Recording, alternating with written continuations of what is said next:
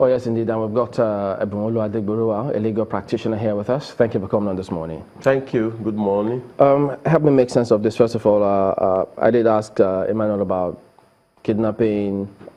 He did say cultism, that they are insurrection by extension. And so I've checked insurrection here, meaning a violent uprising against an authority in government or government. And is that really what the law says? It's insurrection by extension? I have never had, and I'm surprised listening to my learned friend. When you define insurrection under the law, it has no extension, because by that, it will mean that it will be subject to the whims and caprices of the person who is in power. Insurrection in law connotes two things. It must be violent, it must be an uprising to upturn a government, and then the violence of it must involve bearing arms. What is going on in the Southeast has nothing to do with insurrection. It's agitation, mobilizing opinion that is contrary to an established opinion or an established authority. And it's a peaceful one in the sense that nobody has been killed by Kanu. He actually started by saying, I want the government to conduct a referendum within the Southeast to determine whether they want to remain in this part called Nigeria. And I think that was a legitimate demand. If somebody says, I have carried out a survey, I know my people, there's a feeling for self-determination, there's an agitation for self-determination, so we want to conduct a referendum. That was the first thing he asked the government of Nigeria. And make no mistake about it, it's just the way Mr. Nnamdi Kanu is going on about this. Every citizen has a right to civil disobedience. Every citizen has a right to form an opinion that is different from the one established either by government or by any other authority. But you cannot on your own take the laws into your hands. And I don't think within the perimeters of what is going on in the Southeast now, I cannot tell you that Kanu has taken laws into his hands. Speeches do not constitute actions. You must weigh what he has done. He's already under trial for treasonable felony, for this insurrection, for wanting to levy war against Nigeria, for setting up a radio station. So he's under trial. If he has taken up any other action beyond the one for which he's been tried, he's entitled to be arraigned again and be tried.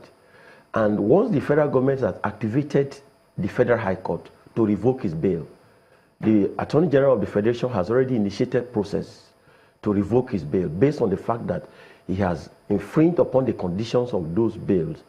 It is sufficient to await October when he will appear in court and find out whether there are enough evidence on the side of government to revoke that bail.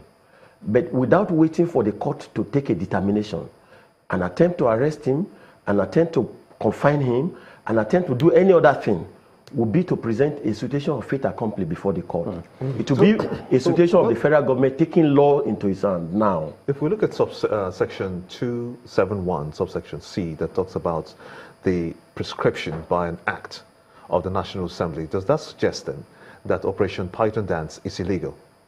Clearly, from all indications in law, the President of the Federal Republic of Nigeria has no power to deploy soldiers to quell civil insurrection, to quell armed robbery, to quell assassinations, to quell kidnapping. There's no such power under our law. Section 217 of the Constitution clearly activates a situation whereby the President and Commander-in-Chief of the Armed Forces is empowered by the National Assembly or an act, and in this case the act is the Armed Forces Act. Section 2176 is referring to the Armed Forces Act, which has detailed the powers of the President and then the functions of the military. Surely, by our law, there is no such power. And I'm not just speaking here. It's been interpreted. This section has been interpreted by the court, up to the Court of Appeal. Justice Aikawa, you remember what happened in Ekiti in 2014, when Dr. Goodluck Jonathan was in power, and soldiers were deployed to Ekiti for a governorship election. And the people who are in power now were in opposition then.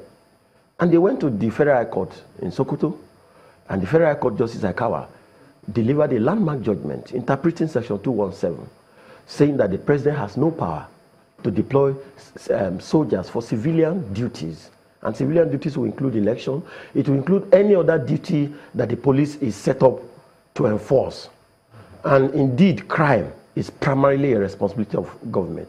Okay, there was an appeal against that judgment, and eventually went to the Court of Appeal.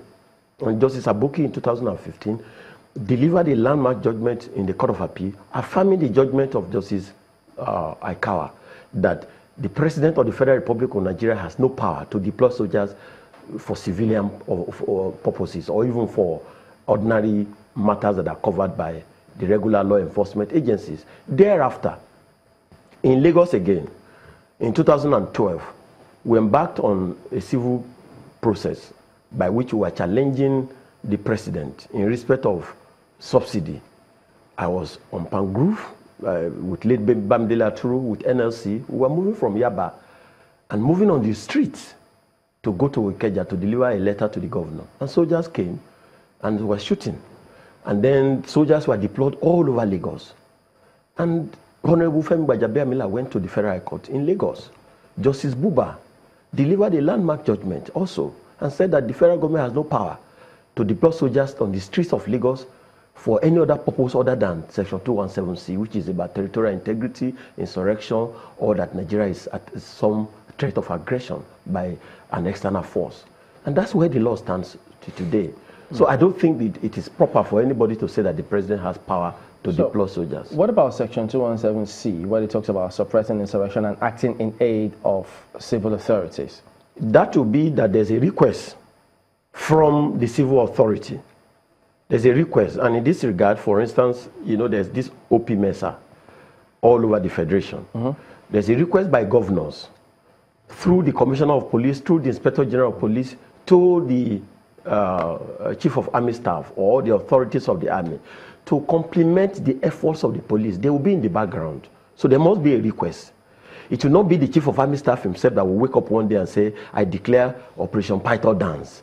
And that Python dance will be that it will be seeking for kidnappers, and from kidnappers suddenly they will find themselves conducting exercise at the house of Kanu. That cannot be the case, sir. But there are those who, maybe you should also interpret this for us, where they decide Section 218 and then they go all the way up until 3, where they say the president may, by directions in writing and subject to such conditions as he think fit, delegate to any member of the armed forces of the Federation his powers relating to the operational use of the armed forces of the Federation.